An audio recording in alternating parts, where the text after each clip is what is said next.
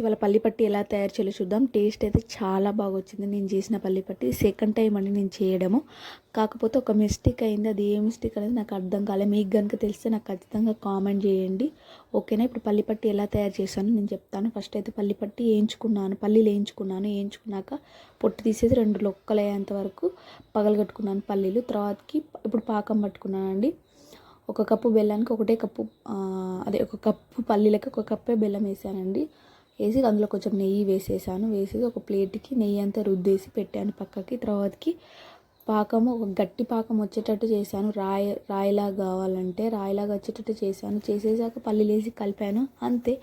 కాకపోతే అందులో పోసేలోపు అది పొడి పొడి అయింది. అంటే బెల్లం ఫాల్ట్ ఏమో అనుకున్నాను, మరి నాకు కూడా అర్థం కాలేదు. మీకు కనుక నేను ఇది చేసింది ఏదైనా మిస్టేక్ ఉంటే ఖచ్చితంగా కామెంట్ చేయండి. ఇలాచి పొడి కూడా వేసాను, ఓకేనా.